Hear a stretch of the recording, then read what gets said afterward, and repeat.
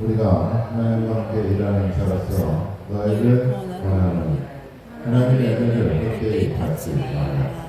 그리스도 내가 너희를 그때 너희에게 듣고 구원의 날에 너를 도왔다 하소서.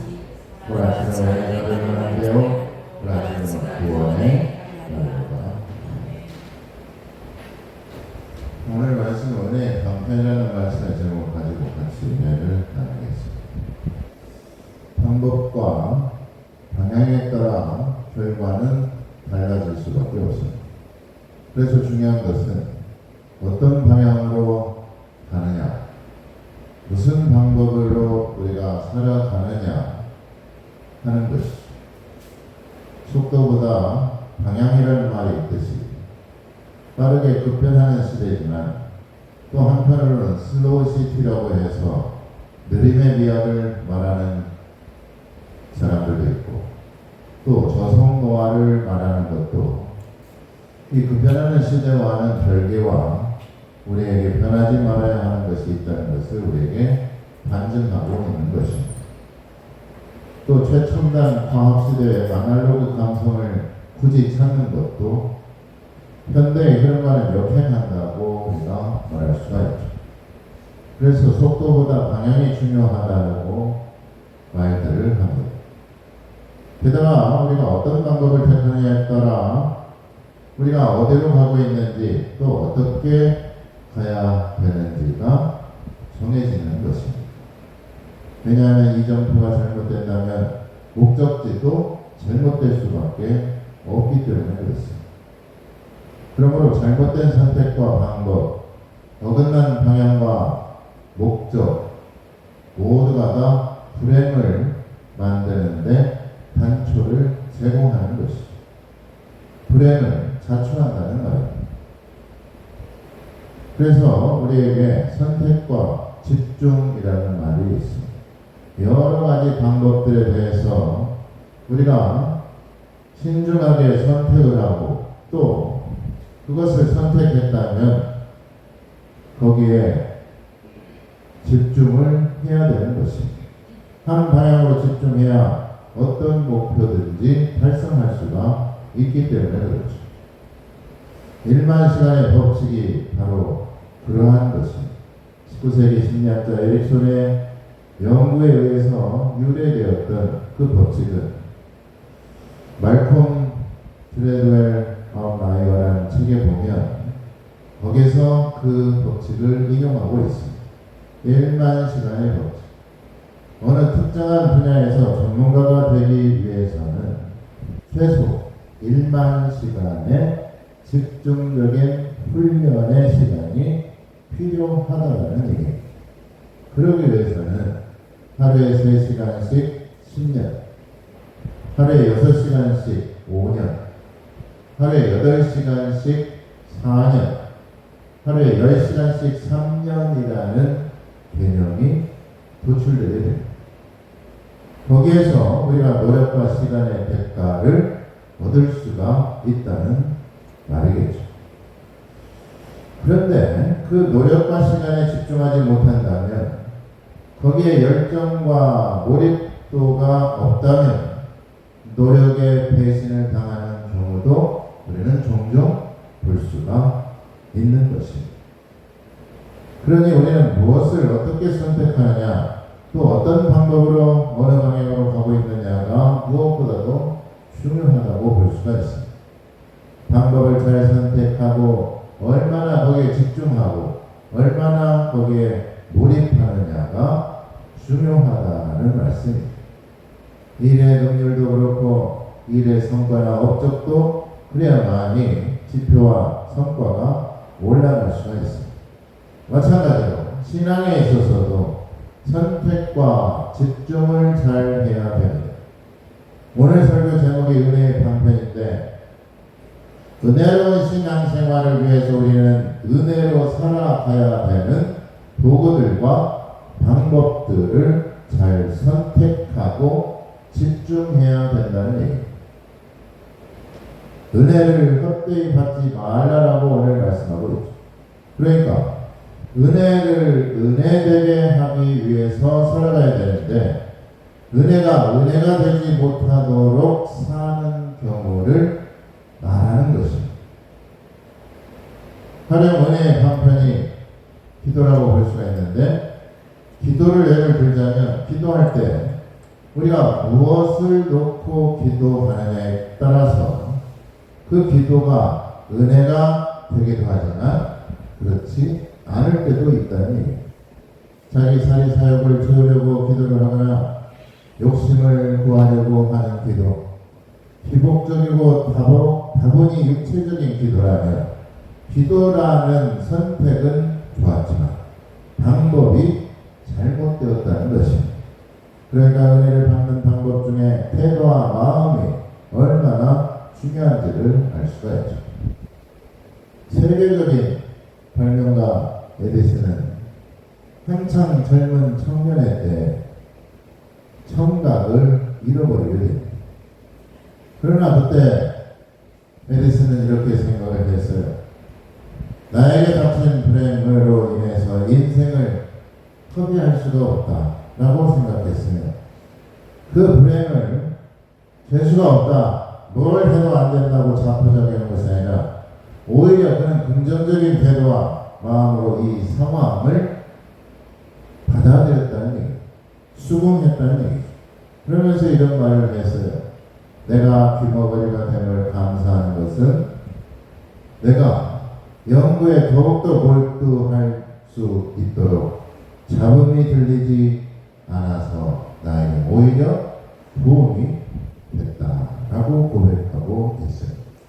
보통 현실을 비관하거나 세상을 탓할 텐데 그러지 않고 오히려 그런 불행에 대해서 원망하거나 불평하지 않고 신앙의 힘으로 그 상황을 지혜롭게 은혜롭게 이겨나갔던 것입니다.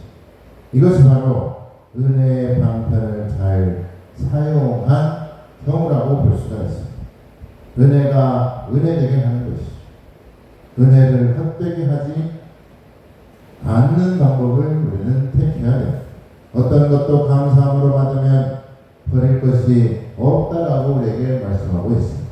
은혜에 집중하고 감사하는 방법과 방향을 우리는 선택해야 된다는 얘기입니다. 감사가 없으니까 독보소처럼 내 마음속에 불평과 원망과 불만만 생기는 것입니다. 사회학자들의 연구에 따르면 60년 전에 인류에게 필요한 생활 조건은 72가지였고 그 중에서 절대적으로 필요한 것은 18가지였다고 말하고 있습니다. 그런데 오늘날에 와서 현대인들에게 필요한 것은 72가지가 아니라 500가지로 늘어났습니다. 절대 필요한 것은 18가지에서 50가지로 늘어났다라고 말하고 있습니다. 첨단 과학 문명을 살아가는 현대인들, 좋은 시대를 살아가고 있고 편리해졌고 온갖 편의시설과 환경이 좋다고 하는데 왜 옛날보다 더 필요한 것이 많아지고 왜 옛날보다 더 절대 필요한 것이 늘어났을까? 이것은 뭘 말해주고 있는 것입니까? 행복의 조건이 외부나 물질이나 환경에 있지 않다는 것을 우리에게 단적으로 말해주고 있는 것입니다. 물론 불편한 것보다 편하게 좋고 빠른 처리 속도와 능률과 가성비가 좋은 것도 있겠지만 반대로 너무 빨리 가서 놓쳐버린 것, 너무 빨라서 잊어버리고 망각해버린 것이 많다는 얘기입니다. 그래서 인디언들이 한참 말을 열심히 달리고 있으면서 한 번씩 뒤를 돌아본다고 해요. 그 이유는 뭐냐면 내가 빨리 가다가 내 영혼이 뒤처져 있는지를 확인하는 것이라는 거예요. 영혼이 뒤처지지 않도록 영혼이 따라올 수 있도록 잠깐 멈춰선다는 것입니다. 너무 빨리 달리면 영혼이 못 쫓아오니까 영혼에 대해서까지도 배려하는 것입니다. 얼마나 정서적이고 얼마나 순수한 마음입니까? 너무 빨리 가면 어떻게 될까요? 모자도 벗겨지고, 네? 심지어는 가발도 벗기고, 너무 빨리 가면 우산도 벗겨지고. 너무 빨리 달리면 우리가 놓쳐버리는 것이 많습니다. 우리에게 필요한 것이 있다면 그러므로 기다릴 줄 알아야 되는 것입니다. 그래서 그런 말이 있죠. 신앙은 기다립니다. 따라서 한번 해볼까요? 신앙은 기다립니다. 못 기다리고 흘려버리고 하다가 다 놓쳐버리는 경우가 있습니다. 기다림의 미학이라고 말을 또 하죠. 그러니 은혜를 받는 것도 기다려야 됩니다. 은혜의 방편은 기도와 말씀으로 살아가는 것을 말하는데 이것이 우리를 거룩하게 하고 경건하게 하는 것입니다. 기도하지 않고 하나님의 뜻을 알 수가 없으며 말씀을 가까이 하지 않고 하나님의 지혜로 살아갈 수가 없는 것입니다. 인간의 욕망과 욕심은 끝이 없습니다. 채워지지 않는 욕심 때문에 우리는 은혜의 실조에 걸리고 감사의 실조에 걸려 있는 것은 아닐까 생각해 봐야 돼요. 영양실조가 중요한 것이 아니라 우리의 영혼이 점점 하나님의 말씀을 잊어버리고 망각하고 있는 것은 아니에요. 은혜를 헛되이 받지 말라고 말씀하는데 내 욕심 때문에 은혜가 실종되고 사라진 것은 아닌가 우리가 생각해봐요. 세상을 향해 살아가고 있기 때문에 하나님의 은혜에 대해서 구하지 않고 하나님께로부터 은혜로 살아가지 못하는 것은 아닌가 돌아봐야 되는 것입니다. 세상에서 너무 빠르게 살아가기에 기도하는 시간도 없고 성경을 보는 시간도 지나쳐버리고 놓쳐버린 것은 아닌가 우리가 스스로 생각해봐야 됩니다. 놓쳐버린 은혜, 저만치 뒤쳐져 버려 멀어져 버린 영혼을 우리는 무엇으로 어떻게 다시 붙잡을 수가 있을까? 어디에서 우리는 방법을 찾을 수가 있을까요? 하나님 앞에 나와야 됩니다. 하나님께 기도하고 하나님의 말씀에서 그 방법을 찾고 하나님의 은혜를 선택하며 살아가시기를 바랍니다. 제가 설교 준비 중에 노트북 한쪽 편에 속보라고 떠가지고 그 속보를 클릭해보니까 이런 내용이 있습니다. 어떤 치매 환자가 세탁세제를 우유인 줄 착각하고 마셨다가 사망했다는 내용이 떴어요. 한 번도 그런 게 뜬 적이 없었는데 우연치 않게 그게 떠가지고 우유를 만약에 선택했더라면 어떻게 됐을까요? 살았겠죠. 우유인 줄 알고 세탁세제를 먹었기 때문에 죽었던 것입니다. 어떻습니까? 무엇을 선택하느냐가 그만큼 중요하다는 얘기입니다. 신명기 30장 15절 16절에 그러나 내가 오늘 생명과 복과 사망과 화를 네 앞에 두었나니 곧 내가 오늘 네게 명령하여 네 하나님 여호와를 사랑하고 그 모든 길로 행하며 그 명령과 규례와 법도를 지키라 하는 것이다. 그러면 네가 생존하며 번성할 것이요 또 내 하나님 여호와께서 네게 가서 차지할 땅에서 내게 복을 주실 것입니다. 우리 앞에 하나님께서는 복과 은혜를 주셨습니다. 우리가 그것을 선택할 때만이 복이 되는 것이고 은혜가 되는 것이죠. 하나님을 믿는 신앙인들은 하나님의 은혜의 방법들을 찾아야 되며 은혜의 방편을 선택하고 그것에 집중해야 되는 것입니다. 그렇게 은혜의 조각들이 모여서 우리의 신앙이 성숙하게 되는 것입니다. 믿음이 성장하게 된다는 것입니다. 은혜가 은혜 될 수 있도록 우리가 항상 기도하고 말씀으로 깨어 있어야 되는 줄 믿으시기를 바랍니다. 유명한 영국의 부흥 강사 D.L. 무디 강사라고 있어요. 그분이 옛날에 설교 전에 기도를 하고 있었는데 눈을 떠보니까 자기 눈앞에 쪽지가 하나 올라와서 성경 끝나고 무슨 광고가 있나 하고 보았더니 그 쪽지에 멍청이 바보라고 쓰여 있었어요. 무디를 무시했던 영국의 무디를 무시했던 미국 사람들이 그에게 놀리는 조롱하는 그러한 쪽지였죠. 그리고 강단에 올라 그 쪽지를 보내는 사람들이라고 청중을 향해서 그 무디 목사는 이렇게 말을 했습니다. 누가 제게 광고를 전달했어요. 쪽지를 하나 주었습니다. 그런데 이상하게도 내용은 없고 거기에 이름만 써 있어요. 라고 아주 유머 있게 재치 있게 그 상황을 넘어갔다는 얘기입니다. 그러니까 누가 바보예요? 쪽지 보낸 사람이 바보야.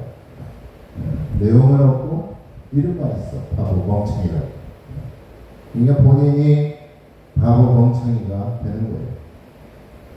우리가 어떻게 생각을 하느냐, 어떤 방향으로 생각을 하느냐가 중요해요. 그것에 대해서 만약에 우리가 속상해하고 그것을 마음속에 담아두고 연연했다면, 또 그 사람을 미워하고 적개심을 가지고 화를 냈다면 옹졸한 사람이 되었을 것입니다. 어떤 방법으로 어떤 마음과 태도로 살아가느냐 중요한 것입니다. 이런 유머가 있어요.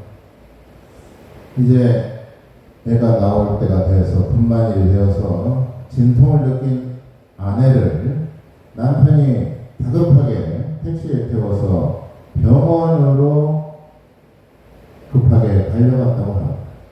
남편이 아내를 따라 분만실로 들어가려고 하자 거기 간호사와 의사가 고개를 가로저으며 여기 들어오면 안 된다고 말을 했어요.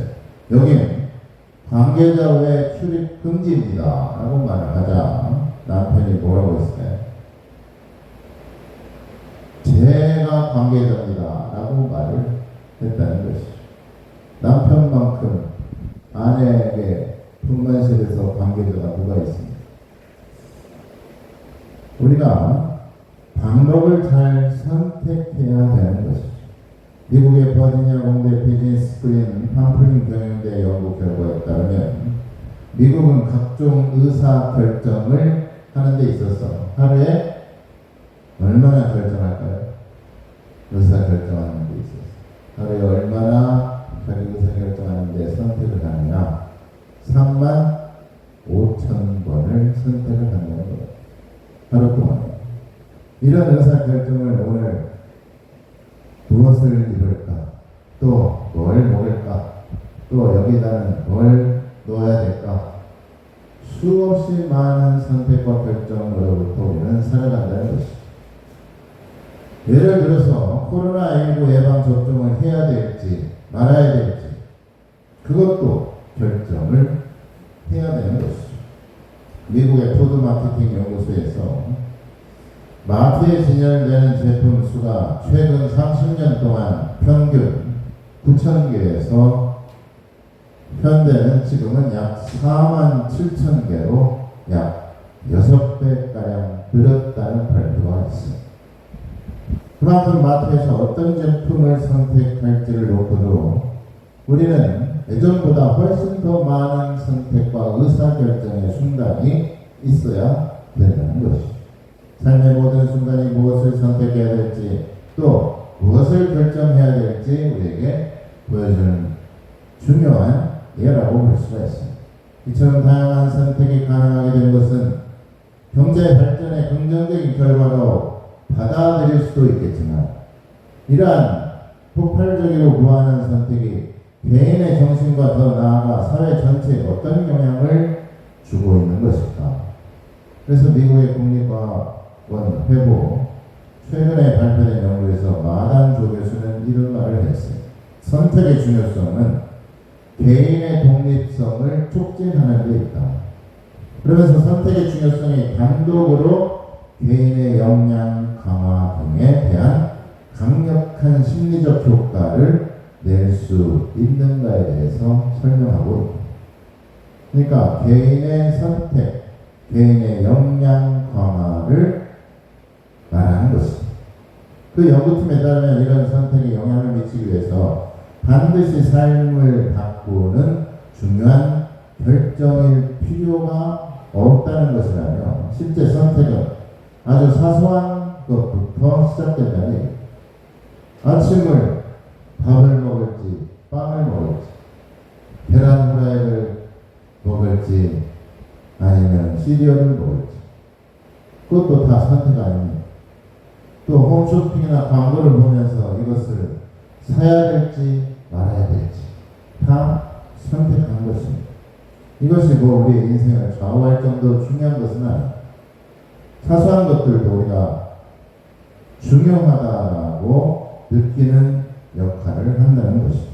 그래서 시카고 대학 미하일 교수는 몰입의 즐거움이라는 책에서 행복에 관한 정의를 이렇게 말하고 있습니다. 행복이란 나의 관심을 완전히 사로잡는 의미 있는 일을 능숙하게 해내는 것이다.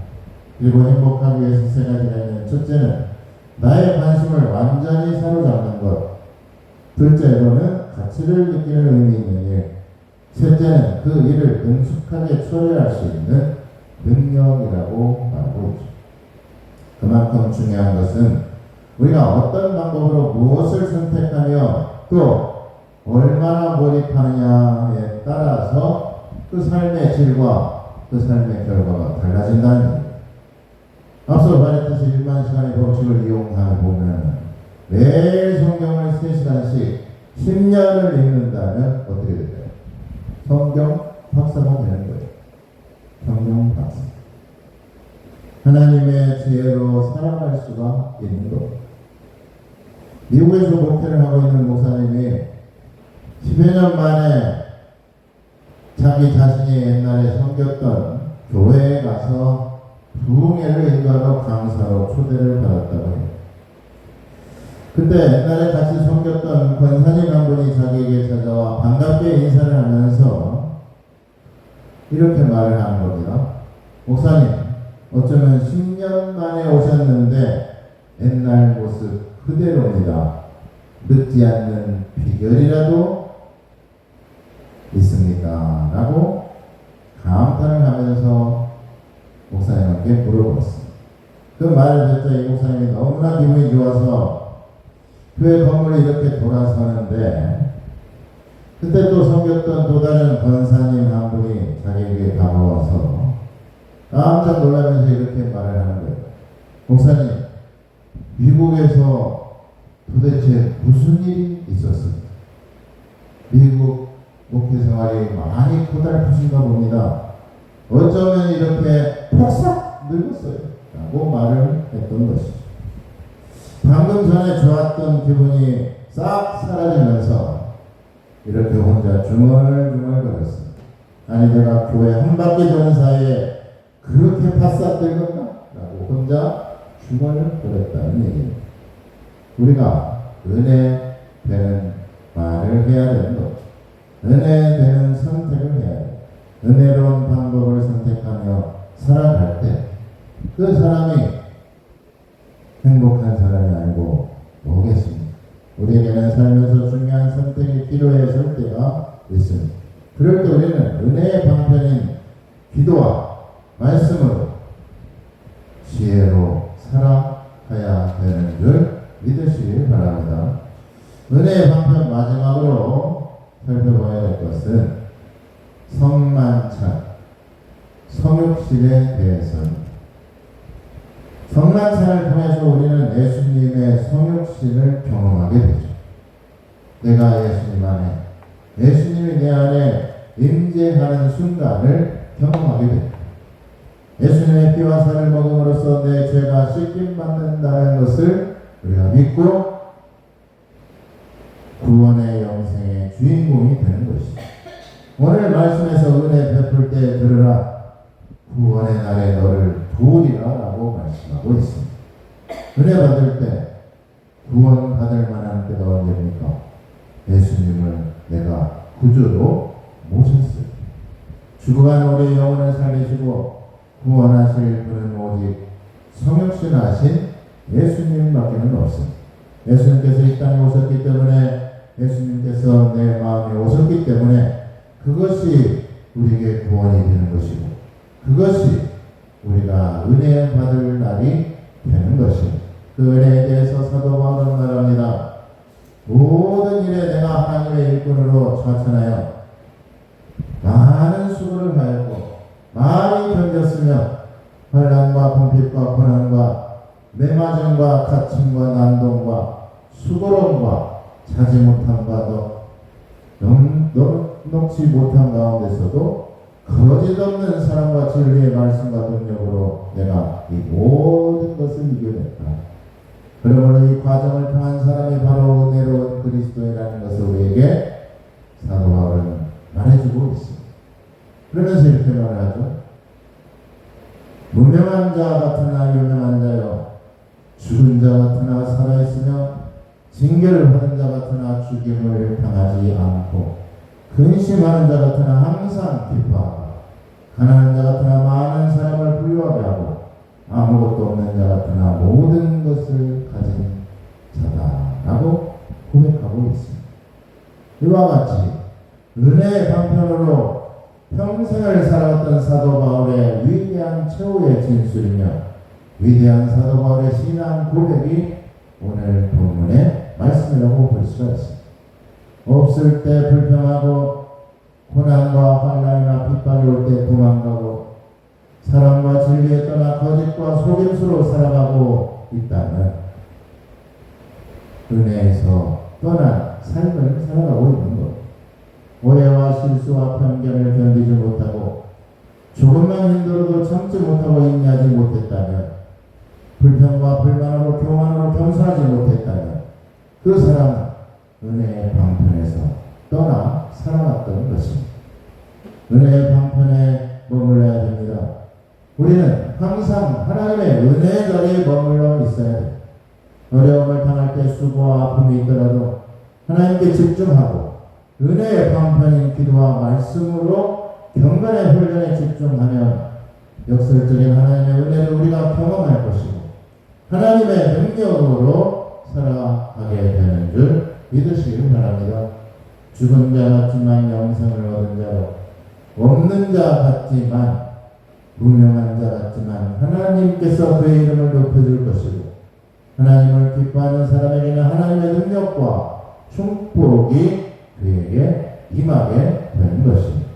비록 가진 것은 없지만 하나님의 무한하신 생명의 능력으로 구원의 기쁨의 소망으로 살아가게 되는 줄 믿으시기 바랍니다.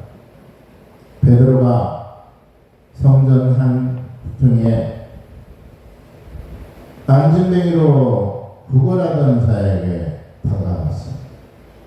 내가 가진 것은 없지만, 내가 은과 금은 없지만 내게 있는 것으로 내게 준다며 나사렛 예수의 이름으로 일어나 걸어라 라고 말하니까 평생을 한 번도 일어나 보지도 못하고 평생 한 번도 걸어보지도 못한 그 안진뱅이가 벌떡 일어나서 기뻐하며 하나님을 찬양하며 노래 불렀다는 것입니다. 우리에게 성육신하신 예수님의 능력이 있을 때만이 이렇게 살아갈 수가 있습니다.